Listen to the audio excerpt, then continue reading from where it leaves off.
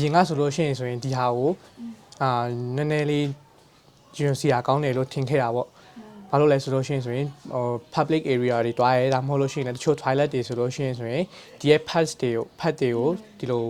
တိချာမထုတ်ဘဲနဲ့ဒီလိုစွန့်ပစ်ထားတာတွေမြင်ခွဲရရပေါ့အဲ့လိုမြင်ခွဲရတဲ့အချိန်မှာကျွန်တော်ဒီသွေးတွေစွန်းနေတာတွေကိုဟိုအတက်လည်းမကောင်းပေါ့အဲ့လိုမကောင်းတဲ့အချိန်မှာဒါကိုနည်းနည်းတော့ယွန်စရာကောင်းတယ်လို့ထင်ခဲ့တယ်အရင်တော့ဘာလို့ထင်ခဲ့လဲဆိုတော့ဘယ်သူမှလည်းမပြောပြအောင်နောက်ပြီးဆိုရင်ကိုဘေးမှာရှိရဲ့ကိုတငယ်ချင်းတွေအစားနောက်ပြီးဆိုရင်အိမ်ကအထီးပေါ့နော်ဒီဟာပွင့်လင်းလည်းမရှိရဲ့ဒီ conversation တစ်ခုလည်းဖြစ်တယ်ပြီးကြရင်ဆိုရင်ကိုရိုင်းကိုကလည်းမလေးလာဖူးခဲ့မကြားဖူးခဲ့တော့ဒါကအမျိုးပေါ့နော်ရှက်စရာတစ်ခုပေါ့နော်အမျိုးထင်ခဲ့ဘူးအသက်အရွယ်ငယ်သေးတဲ့အချိန်မှာကျတော့ဒီအရာတွေကိုကျတော့အဲ့လောက်အလေးထားမထားဘူးပေါ့အခုနောက်ပိုင်းကျတော့ကိုလည်းပြန်နည်းနည်းပပပြန်စဉ်းစားကြည့်တော့သူတို့ဘက်ကိုပြန်တွေးကြည့်တော့ဒါကျတော့ယွန်ရလည်းမဟုတ်ပါဘူးဒါကျတော့ဘယ်အရာမှလည်းထိခိုက်မှုဖြစ်စေတဲ့အရာလည်းမဟုတ်ပါဘူးဆိုပြီးမှတော့တီးတော့အဲ့အရာတွေကိုယွန်ရတွေတော့မထင်ပါဘူးဒါပေမဲ့ဒီဗီဒီယိုတွေကြည့်တဲ့နောက်ပိုင်းဒီစာတွေဖတ်ပြီးတဲ့နောက်ပိုင်းမှာတော့ဒါကရှက်စရာမဟုတ်တာလုံးဝ natural ပေါ့ဒါ main ကလေးတိုင်းအရွယ်ရောက်တဲ့အချိန်မှာဆိုလို့ရှိရင်ဖြစ်မယ်ဆိုတာကိုတည်လာပြီးနောက်ပိုင်းမှာတော့ရင်ကထင်ခဲ့တဲ့ဥစ္စာလုံးဝမရှိတော့အခုမထင်တော့ဘူး like ဘာလို့လဲဆိုတော့ဒါတဘာဝပဲလေနော်73နှစ်မှာစတည်ခဲ့တာဒီအမတွေက sharing လုပ်ခဲ့တာပေါ့မသိဘူးတခါတည်းဖြစ်မှပဲတည်တာလေနော်9 တန်းအရွယ်လောက်မှာစတည်ခဲ့တယ်တငယ်ချင်းတယောက်ကပြောနေနေပေါ့ဘာလဲဆိုပြီးစူးစမ်းတဲ့အချိန်အတီးဟိုလုံးဝ detail မတီးတော့ library မှာစာအုပ်ရှာဖတ်ပြီးတော့တည်ခဲ့ဒီ9 တန်းလောက်ကလေးကမမီရအဆောင်မှာပေါ့နော်ဒီမှာ toilet တွေပါတယ်တန်းရှင်းလောက်တယ်ဆိုအမေကတူတိတ်အရန်ဖြစ်တယ်ပေါ့နော်ဒါပေမဲ့ကျွန်တော်ကိုယ်တိုင်ကဆက်စုရပေါ့နော်အဲ့ဆိုအမေကမင်္ဂလိကိစ္စဒါပေမဲ့နောက်ပိုင်းကျမှဒါအမားတွေပြောပြမှဒါကျွန်တော်ကဒီရာသီသွေးနဲ့ပတ်သက်ပြီးတော့စာတည်ရပါတော့हमन त्यस्तै हो अब पहिले सुरुमा अब छुन देख्न हुन्न दाजुभाइले भन्थे नि अब पर लर दिदी बहिनीहरूलाई अब दाजुभाइ एउटै घरमा देख्न हुन्न भनेर पर लर राख्थे अनि त्यतिखेर यस्तो रहेछ भन्ने बल्ल थाहा भएको कि ဟုတ်ကျွန်တော်ငယ်တော့ဆိုတော့6တန်း9တန်းလောက်မှာတော့ငါဆိုလို့ရှိရင်တော့ဒီရဲ့ဥစ္စာကိုရာတီလာရဲဆိုတော့တက်အပ်ကြီးမတီးခဲ့ဘူးပေါ့အိမ်မှာရှိရဲ့အမေတို့ဘာလို့ကနေဘိုင်းနာရဲဆိုတာပဲကြားဘူးခဲ့ရကိုယ်တိုင်18နှစ်အရွယ်တီးခဲ့တာဘယ်လိုလဲဆိုတော့အိမ်ထဲမှာဟိုကြိုးတိုင်းရတာလေအကြိုးတိုင်းတဲ့အချိန်ကျတော့မင်းကလေးတယောက်ကထိလို့မရအောင်တိုးလို့မရဘူးဆိုတာဖြတ်သွားတာဘာကြောင့်လဲအဲ့လိုမျိုးပေါ့ဘာကြောင့်လဲဆိုတာနောက်တစ်ဖြည်းဖြည်းလေးလိုက်နဲ့တီးသွားတာအမန်းဒီယာသီလာတယ်ဆိုတာမင်းကလေးတွေရဲ့သွေးသားတန့်စင်တာကိုခေါ်တာပုံမှန်ဆိုရင်မင်္ဂလိရာ28ရက်လောက်ဆိုရင်ရာသီသွေးဆလာကြရပေါ့နော်တချို့ကကြောက်လဲ35ရက်လောက်နောက်ပိုင်းလာတယ်တချို့ကကြောက်လဲအစောကြီး21ရက်နောက်လာရပေါ့နော်ဒါတွေကတော့မင်္ဂလိရဲ့ပုံမှန်မူတည်တော့ပြောင်းလဲမှုရှိရယ်နောက်ဆိုရင်ရာသီဆက်ဝင်ကလည်းအဆင့်၄ဆင့်ရှိရလို့ကြားဘူးကျွန်တော်ဖတ်ထားရပေါ့နော်နောက်ပြီးဆိုဒီဟာက natural process တစ်ခုဖြစ်တယ်ပြီးကြရင်ဆိုရင်ဒီကိုဝင်မဆောင်လို့ပေါ့နော်ဒီကျွန်တော်တို့တာဥအတွက်ပေါ့နော်တာအိမ်ကနေပြီးတော့တစ်ရှူးတွေသွေးကြောတွေကိုသွေးအနေနဲ့စွန့်ပစ်တယ်လို့စွန့်ပစ်တဲ့ process တစ်ခုပဲလို့ထင်ပါဟုတ်အကြောင်းတက်နေတဲ့အရွယ်ဆို9တန်း10တန်းပေါ့အဲ့ကလေးရလာရှင်သူကဆက်စတုန်းကတော့ရေချိုးတဲ့ချိန်ပေါ့နော်ရေချိုးပြီးချင်းရွာမှာစောလေသူကရေချိုးတဲ့နေမှာလည်းအဲ့လိုတော့ချိုးရပါတော့ပြန်လာတာနဲ့ဖြစ်တာဆိုကိုငယ်လေးငယ်သေးရဆိုနည်းနည်းတော့လှမ်းမိတာတော့ရှေ့ဘာဖြစ်လဲပေါ့နော်ငယ်တော့ကဒီရွာမှာစောနည်းနည်းဒီຢာဒီအကြောင်းကတည်းပြောလေးမရှိတော့လေကိုကဟိုနေမကောင်းလာလားဘာဖြစ်ရလားပေါ့အဲ့လိုတော့ကိုတော့နည်းနည်းလန့်တာတော့ရှိတယ်ရှင်ပထမဦးဆုံးလာတော့အကောလုံးတငယ်ချင်းတွေနဲ့ပြောပစားသွားတယ်ဆော့ရင်နဲ့အပြင်သွားချင်တဲ့စိတ်ဖြစ်လို့သွားလိုက်တော့သွေးစင်းတာတို့တော့လန့်သွားဟာဒါပပကြားဖူးတာတော့ရှိတော့ပေါ့နော်ဘသူ့ကိုပြောပြမလဲငါတို့ထုံးစံလူလည်းမမြင်ရအောင်ငါအခုလာထားတယ်ပြောပစားမှာသူများနဲ့ဘယ်သွားမလဲဘသူ့ကိုလိုက်ပုတ်ခိုင်းရမလဲနောက်ဆုံးမထူတော့ဘူးမပြောဘဲနဲ့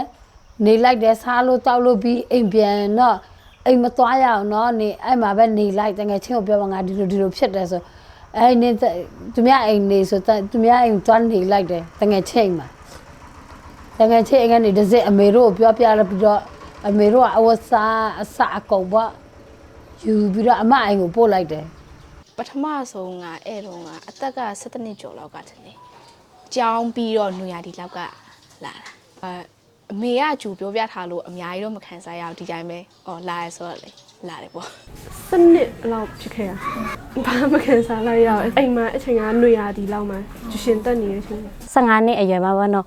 မနေ့အိယာနူးလာတော့ရာဒီအတွေးအနေဆင်းထားတာအဲ့ဒါလက်ပြီးမှအမေကိုသွားမေးတာပေါ့အမေလို့တမင်ကအတွေးအနီတွေဆင်းနေတာဘာဖြစ်တာလဲဆိုပြီးမေးတော့အမေကပြောတာဒါမင်းကလေးဖြစ်တဲ့နေပေါ့နော်ရာဒီတွေးလာတာရှိတယ်အဲ့လိုတော့ရာဒီလာဆိုတော့ဘယ်တော့မှမသိဘူးအဲ့လိုကလေးပဲဆိုတော့နော်စနေနေ့ရှိရဆိုတော့အဲ့တော့ကျမထင်တယ်ကျမဘာဖြစ်သွားလဲမသိဘူးအဲ့လိုမျိုးရာဒီလာတော့မသိဘူးအဲ့လိုဖြစ်နေတော့ကျမဘာဖြစ်သွားလဲမသိဘူးလို့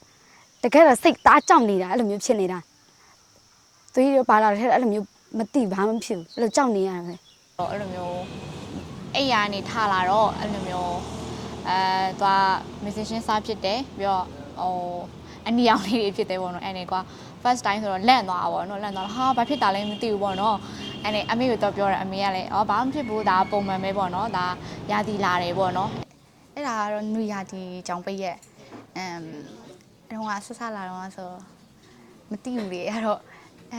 အနီအောင်နေရောအမေကတော့ပြောတော့အမေကငိုပြီးတော့ပြောအမေရတယ်ဘာမှမဖြစ်ဘူးလေအဲ့ဒါတဘာဝပဲပေါ့မင်္ဂလိတိုင်းဖြစ်တယ်ဆိုမှ तू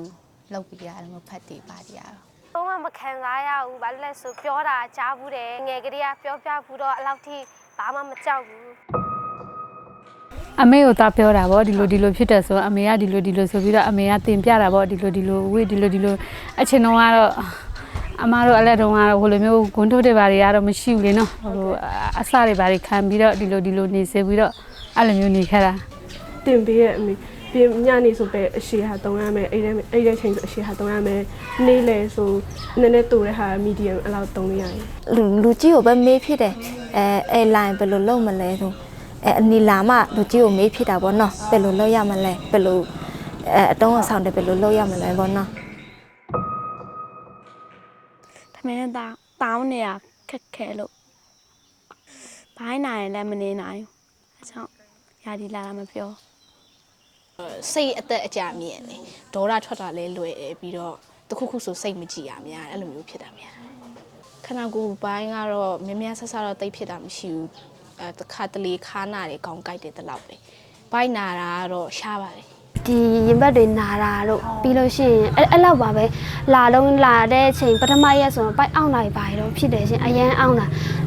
တခါတလေလမ်းမလျှောက်နိုင်တာတို့ပေါ့နော်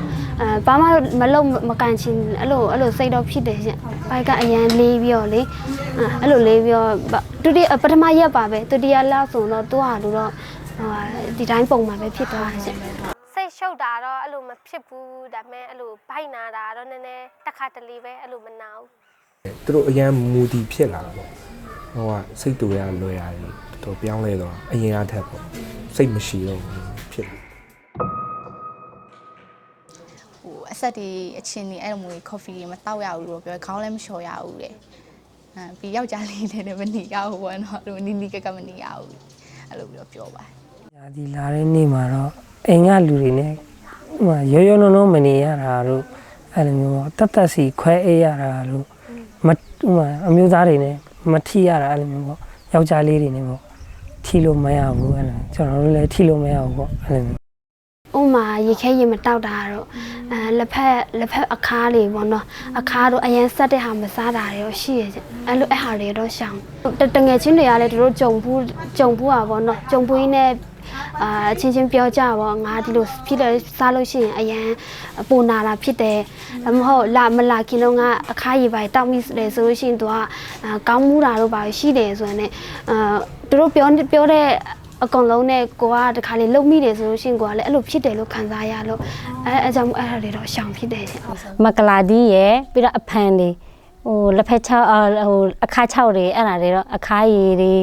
ပြီးတော့ဟိုအဖန်တွေပေါ့အဖန်တွေကရှောင်တင်တယ်လို့ပြောကြတယ်အဖန်တွေတောက်လို့ရှိရင်တွေးခဲတယ်တဲ့အဲ့ဒါတော့ပြောကြတာပဲ ခိုးစားတယ်လက်ဖက်တုပ်တွေပါအပြီးမှပဲကြောက်စိတ်ဝင်သွားတယ်ဗောဟာငါသွေးတွေခဲလို့ရှင်ကဘယ်လိုလုပ်ရမှာလဲအဲ့လိုတော့တွေးမိတယ်ဗော တမီးကတော့အကုန်စားတာပဲမစားတာဘာမရှိဘူးခေါင်းမလျှော်ရဘူးဗာလဲအဆက်တွေမစားရဘူးအဲ့တော့ကိုကလည်းမသိဘူးပေါ့နော်ဂျင်းမိရပေါ့နော်ဟုတ်ပြီဆိုမစားဘူးခေါင်းဆိုလဲโอเคမလျှော်နဲ့ဆိုလဲမလျှော်အနည်းဆုံးတော့3ရက်4ရက်ပေါ့နော်အဲ့လိုမျိုးညညပတ်ကြီးပေါ့ခေါင်းနေဆိုလဲနေခဲ့တာပဲသူတို့ပြောတဲ့အတိုင်းတော့မဖြစ်ဘူးပေါ့နော်ဒါပေမဲ့ကိုကလူငယ်ဆိုတော့ဟိုတားလေးလှုပ်ချင်တယ်အမှန်တကယ်ဆိုပြောရမှာဒါကတော့ဒီလိုရှိတယ်ဒီလိုအကြောင်းမလုပ်ရအောင်အဲ့ဒီအဖြေကိုရချင်တာဒါပေမဲ့ဒါမလုပ်နဲ့လို့ပြောရင်ပိုလုပ်ချင်တယ်လူငယ်သဘောသွားရဆိုတော့လှုပ်တယ်ဘာမှတော့မရှင်းလိုက်တော့သူများအိမ်မှာသွားပြီးမှတလားလောက်နေရမယ်22ရက်ထိရှောင်ရမယ်အဲ့လိုပြောတာမနေခဲ့ဘူးအိမ်မှာပဲနေခဲ့တယ်အဖေလည်းဘာမှပြောအဖေကကိုသမီးကိုသူများအိမ်မှာသွားမထားဘူးပေါ့သူများကိုစိတ်မချဘူးအဲ့လိုမျိုးသတင်းတွေကြားရတာပေါ့နော်အဲ့ချိန်တုန်းကသူများအိမ်မှာသွားထားတော့ဦးလေးဖြစ်သူကဟိုဆွဲတယ်ဒီလိုဖြစ်တယ်မရင်းတွေကျင်းကြတယ်အဲ့လိုမျိုးကြားတော့အဖေကဘဲမှမသွားခိုင်းဘူးကိုယ့်အိမ်မှာပဲနေခိုင်းတယ်အဲ့လိုမျိုးအခန်းထဲမှာလည်းလောင်ပြီးတော့မနေရဘူးပေါ့လွတ်လွတ်လပ်လပ်နေခဲ့ရတယ်အဲ့ဒီကတ်ခွာတွေပါတယ်မတုံးဖြစ်ဘူးပြီးအဝတ်စားနဲ့ကရောင်းကြိတ်ပြီးမှနေရတယ်ပြီးရင်ကျတော့အကုန်အလုံးလုံးရတယ်ဒါပေမဲ့ထမင်း3ရက်မချက်ရဘူးဖះခမထိရဘူးကျန်ရကျတော့အကုန်လုံးရတယ်ရာသီလာနေတဲ့ချိန်မှာဆိုလို့ရှိရင်ဖះဘက်မလဲရဘူးဟိုဝါမထိရဘူးဒီဟာမထိရဘူးအဲ့လိုမျိုးတွေပြောတယ်ဒါပေမဲ့အိမ်မှာကကိုပဲလုံးရမယ်ဆိုလို့ရှိရင်မလုံးလို့လည်းပြစ်ထားလို့လည်းမရအောင်လीเนาะအဲ့ကြတော့တဲ့တော့လုံးတယ်တားတယ်ဒီလိုမလုံးနဲ့လုံးရင်ရောဘာဖြစ်မှာလဲသမီးမလုံးရင်ရောဘယ်သူလုံးမှာလဲခေါင်းနဲ့မာရပေါ့နော်လုံးတယ်အဖိုးအဖွားတွေဆင်တော့အမေတို့ကသူတို့လောက်ခဲ့တဲ့ထုံးစံဆိုတော့ဒီဟာမချင်းနဲ့ခွာမချင်းနဲ့ရှိတယ်ဒါပေမဲ့စားတာတော့ကန့်ကွက်တာမရှိဘူးကျွန်နေပါဒါရှင်းပြတာလို့ခေါ်ပါတယ်အရက်တွေမတော့ရဘူးသူများကိုမစော်ကားရဘူးဒီယာဒီလာတဲ့ကိစ္စနဲ့လည်းဝေးရှောင်းရမယ်ဆိုမှတင်ပြထားတာပေါ့ဒါမှကဲထိမိသွားပြီဆိုရင်ဒါထုံးစံအရာပေါ့ဒီကျိုးကိုကျွန်တော်ပြန်ပြီးမှဖြုတ်ထုတ်တယ်ထုတ်ပြီးပြန်အတစ်ပြန်မလုပ်တာပေါ့ရေချိုးမယ်ရေချိုးပြီးပြန်အတစ်လဲမယ်अब आफू बाहिर सरेर बार्न पर्छ भन्दा भन्दै आफूले छोयो भने घरमा के सिपाही ठिकाइदो हुन्छ यस्तो उस्तो है हो त्यस्तो अब मालबाली छ नि हाम्रो घरमा चाहिँ त्यो जमिए हैन त त्यसो हाम्रो कुल चाहिँ अलि खराब हुन्थ्यो नि त त्यस्तो भएर मालहरू मोड्थे त्यही भएर हाम्रो बाआमाले चाहिँ हामीलाई त्यस्तो बाहिर सरेपछि 5 दिनसम्म पुरा बार्नु पर्थ्यो नि भनथान कुलानथान चाहिँ 7 दिनमा बल्ल छुन्थ्यो नि हामीले त्यही भएर त्यसो चाहिँ बार्नु पर्छ कि ဘာကြောင့်မတွေ့ရတာလဲဘာကြောင့်မမြင်ရတာလဲသူတို့ယာဒီလာတဲ့အချိန်မှာတနေရာအိမ်နဲ့အဝေးနေရာမှာထားတဲ့အချိန်မှာဘာကြောင့်ဘာကိစ္စကြောင့်ဘာအယူဆကြောင့်လဲဆိုပြီးမှမေးတဲ့အချိန်လည်းမိဘတွေကဟိုရှစ်ခေတ်ကနေလာတဲ့အရာတွေဖြစ်တော့သူတို့လည်းပုံပုံလင်းလင်းမပြောနိုင်ဘူးပေါ့ရှစ်ခေတ်လူဦးတွေရဲ့ဆုံးဖြတ်ချက်အရာဒါတခုခုတော့ရှိမှာပေါ့ဆိုပြီးမှဒါမှမဟုတ်မတန်ရှင်းတော့အရာများဖြစ်နေလို့လား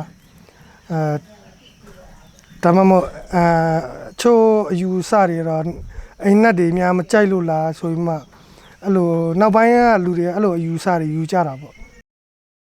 ဂေါ်ခါလူမျိုးမှာတော့သူတို့မှာဒါအယူတစ်ခုဆိုပြီးတော့ဘလို့မှတော့မနေကြောက်နေမှာပေါ့ဒါပေမဲ့တချို့မင်းကလေးတွေလည်းအဆက်ဖြစ်တဲ့ဟိုတကက်လူအရှိလဲဟောဒီကမကင်နဲ့ဟိုကမလုံနဲ့ဒါမထီးနဲ့ဆိုပြီးဒီအခုဆိုင်လောက်တဲ့လူဆိုဘလို့လုံမှာလဲနော်ဟိုကလည်းမလုံနဲ့3ရက်တိတိကတခြားလူမျိုးတွေကလာပြောမယ်နေဘာလို့ဆိုင်နေမရောင်းနေလဲဘာလို့လဲဆိုအော်ကျမတို့ကဒီလိုဖြစ်နေဆိုသူတို့မှဖြေနေရတာလဲအလုတ်တလုတ်ပေါ့နော်အမှန်ဆိုဒီယာဒီလာတဲ့အကြောင်းကဘာမှကိုကဟိုအကုသိုလ်ဆိုတာလည်းမဟုတ်ဘူးအကုသိုလ်လည်းမဟုတ်တဘာဝတရားပေါ့နိတဘာဝဖြစ်တာကိုမော်ရနေပါလီတွေကကြတော့ဒါအယူတစ်ခုရှောင်ရမယ်ဆိုပြီးသူတို့ကအယူပေါ့ဒါကိုယ့်ရဲ့ဘိုးဘွားခက်ကလေးကလှုပ်လာတာတဲ့လှုပ်ရမယ်တဲ့အဲ့ဒါပဲပြောကြတယ်လူကြီးတွေလည်း3မျိုးလောက်ရှိတယ်လို့ဟိုလိုမျိုးပတ်ရဲ့ပြီးကပ်ပါဆိုလားမသိဘူး menstrual cup ရဲ့ပြီးတော့ဟိုအချောင်းလိုမျိုးအဲ့ဒါလည်းနာမည်မပြောတတ်ဘူးကျွန်တော်တို့3မျိုးသိထားရပါတော့ဖတ်ရဲ့ menstrual cup ရဲ့ပြီးတော့ tampon 3မျိုးပါ ကျောင်းမှာတင်ပေးတာတော့မရှိခဲ့ဘူး ဟောကျွန်တော်ခုနှစ်တန်းသုံးကကျောင်းမှာဟောပြောပွဲတစ်ခုလုပ်ပေးတယ်ပေါ့အဲ့ဒါကတော့ဒီရဲ့ယာတီတွေနဲ့ပတ်သက်ပြီးတော့လုံးဝကြီးပြောတာတော့မဟုတ်ဘူးအဲ့တော့ကဆရာဝန်တယောက်ကဒီကာလာတာဝန်ယောဂါနဲ့ပတ်သက်ပြီးတော့မှ knowledge share နဲ့ဒီအကြောင်းတွေပါဆွေးနွေးဖြစ်ခဲ့တဲ့အချိန်တုန်းကတော့တီးခဲ့တယ်ပေါ့ ဒါလည်းတခြားရှမလာပြီးမှတင်တယ်9ရက်တော့ပြောပြရာဒီကတလားမှတစ်ခေါက်လာတာတဲ့ဒါမဲ့လူတွေကတလားမှတစ်ခေါက်မလာရင်လည်းမကြောက်ရဘူးတဲ့တချို့လူကကြောက်ပြီးမှဈေးရုံသွားပြတာတဲ့အဲ့ဒါတော့ကြောက်ခုမလိုပါဘူးတဲ့ကျောင်းနေမှာမပေးကြဘူးဒါမဲ့ဘိုင်းကိုယူရင်တော့ပြောပြတယ်ဆရာမတွေအဲ့လိုရာဒီတွေးလာတာဘာညာအဲ့လိုစာရှိတော့အဲ့လိုရှင်းပြတာပဲရှိရထင်တယ်တင်မေးတင်တယ်လို့ဘာလို့လဲဆိုတော့အခုကလူတော်တော်များများရှက်စရာအဲ့လိုမျိုးယောက်ျားလေးရှေ့မှာမလျှောက်ရဘူးမသွားရဘူးအဲ့လိုပြောကြတယ်ဒါပေမဲ့တကယ်တမ်းတော့ဒါတဘာဝဆိုတော့ဘာမှဟိုဖြစ်စရာမလိုဘူးကျောင်းနေမှာကတ်ခွာတွေပါတယ်လဲထားပေးတင်တယ်အဲ့ဒါတွေကကြတော့လေဘာလို့ဆိုတော့တချို့တခါတလေဆိုရင်ကျောင်းသားလို့ရှိရင်ယာဒီသွေးလာလို့ရှိရင်ဟိုထမိန်တွေမှာစွန်းတယ်မလားအဲ့လိုချိန်မှာဆိုရင်ကိုဒုက္ခရောက်တယ်လေယောက်ျားလေးတွေနဲ့နေရတော့အဲ့ဒါလည်းကတ်ခွာဆိုရင်ကျောင်းသားမှာထားပေးတင်တယ်အဲ့ဒါတော့ဒီကိစ္စတော့တစ်ခါမှတော့မဆွေးနွေးဖြစ်ဘူး မပေးဖြစ်ယောက်ျားလေးမလို့မပြောဖြစ်တာလေ တကယ်ချင်းနေတော့မပြောဖြစ်ဘူးကောင်းမလေးပြောပြတော့ဒီစိတ်မကြည်အကြောင်းလေးဘယ်လိုချိန်မှလာလဲဘာဖြစ်လို့လဲအဲ့ဒီမျိုးလေးပဲပြောဖြစ်တာ ဟောပွန့်ပွန့်လင်းလင်းတော့မပြောကြဘူးရှိုးကြတာပေါ့သူများမသိအောင်နေတယ်ပေါ့ ပြောဘူးတယ်တကယ်ချင်းနေပေါ့အဲ့ပြောဖြစ်တော့ကကျတော့ကိုယ်တွေလည်းအရန်တီးတဲ့လူတွေနဲ့ပြောတာမဟုတ်တော့လေတယောက်နဲ့တယောက် share တာလောက်ပဲသူတို့ကျတော့သူတို့တီးရ share တယ်ဟုတ်လို့ရှိရင်ပြန်ပြင်တယ်မဟုတ်ရင်မဟုတ်လို့ရှိရင်ပြန်ပြင်တယ်ဟုတ်လို့ရှိရင်လည်းလက်ခံတယ်ပေါ့အဲ့လိုမျိုးအဲ့ဒါမျိုးဥကြွေရတို့အဲ့လိုဘယ်လိုဘယ်အချိန်မှာကလေးယူရတို့အဲ့လိုမျိုးတွေတကယ်ချင်းနေပြောတာတော့အဲ့လိုမျိုးတွေပေါ့ သမီးရာဒီလာတဲ့အချိန်လဲအဖေအမေကိုအကိုတို့လွတ်လွတ်လပ်လပ်ပြောပါရဲ့ရှင် တစ်ခေါက်မှမပြောဖြစ်ဘာကြောင့်လဲဆိုတော့အချိန်တော့အဖေလည်းရှိတယ်ဆိုတော့သူတို့နဲ့လည်းညီမတယောက်ကအဖွားနဲ့နေတယ်တယောက်အိမ်မှာနေတယ်ကိုလည်းနောက်ပိုင်းကျတော့ကိုအသက်ရွယ်ရောက်တဲ့ချိန်မှာကျတော့စီးပွားရေးနဲ့အပြင်သွားရတဲ့ချိန်မှာကျတော့ဒီအရာတွေကိုတတိမထားမိဘူးပေါ့ပြောမှဆိုရင်တော့ခုနောက်ပိုင်းမှာပဲဒီလိုဖြစ်တယ်ဆိုတဲ့အရာတွေကိုတီးလာတော့ညီမလေးတွေလည်းတယောက်တနေရာချီဖြစ်သွားတယ်အဲ့လိုကြတော့မရှိတော့အိမ်မှာညီမလေးတွေမေကုန်းနဲ့အဖြေတွေမရှိတော့ဘူးအဲ့လိုကြတော့ဒီချိန်ထိတော့မကြုံဘူးကြားတော့ကြားဘူးတယ်ဒါပေမဲ့ဘာမှလည်းအကူကြီးလည်းမတောင်းခဲ့ဘူးသူတို့လည်းသူတို့ဘာသူတို့လုပ်တယ်ကြားတော့ကြားဘူးတယ် ပထမတစ်ချက်ကတော့အများအပြားမိန်းကလေးတွေကအရှက်ကြီးတယ်အရှက်ကြီးလို့ကြောင့်မပြောတာများတယ်ကိုယ့်အိမ်ကကိုတော်ဒီအရာကိုကျတော့ပွန့်ပွန့်လင်းလင်းမပြောနိုင်ဘူးဆိုရင်အခြားလူတယောက်ကိုကျတော့ပွန့်ပွန့်လင်းလင်းပြောဖို့ရကျတော့တော်တော်လေးခဲနေမှာ ရှိတယ်တခါတလောကတော့ရှိတယ်တလောကတော့ကလေးမလေးတရား wedding ပြင်နေတဲ့အချိန်အဲ့လိုမျိုးပေါ့ရုပ်ပြက်ကြီးယာဒီလာအဲ့လိုမျိုးပေါ့အဲ့လိုဘလို့စီစဉ်လဲဆိုတော့သူပုံမှန်တောက်တဲ့ဆေးရှိတယ်ပေါ့နော်သူကဆရာဝန်ပြရင်တခါလေဆိုဆရာဝန်ပြရင်ပျောက်သွားတယ်ပေါ့သူကအဲ့နေရာတော့သူတုံးနေချဆေးလေးတောက်ပြီးတော့ခဏနားလိုက်တာပေါ့ တချို့ menstruation လာနေရဆိုရင်โอเคနေရတတလားအဆင်ပြေလားဘာလို့ပြရမလဲအမျိုးတော့မေးဖြစ်ကြပါတော့ လွဲမားတဲ့အယူဆတွေကိုမယူစေချင်ဘူးเนาะပြီးတော့အဲ့လွဲမားတဲ့အယူဆတွေယူလို့ပေါ့နော်လူတွေအသက်ဆုံးရှုံးနိုင်တယ်ကိုယ်တိုင်ဖြစ်လာရင်လည်းအဲ့ကလေးတွေကိုကိုချင်းစာပေးဘိုက်နာတယ်ဆိုရင်စေးကောင်းတွေတောက်ခိုင်းဆရာဝန်နဲ့တွက်ပြပြောပြချင်တာအခုကတော့ဟိုခေတ်အရင်ခေတ်မဟုတ်တော့ဘူးလေအခုကျတော့2023ဖြစ်ပြီဆိုတော့လူတွေလည်းအဲ့လိုမျိုးရှေ့ဟောင်းအသွေးတွေရှိတဲ့လူတွေလည်းအခုခေတ်သစ်မှာအခုကခေတ်သစ်လူသစ်တွေဖြစ်သွားပြီဆိုတော့အဲ့လိုမျိုးအသစ်တွေအသွေးအခေါ်တွေပြောင်းလဲတင်တယ်လို့ပြောချင်တယ်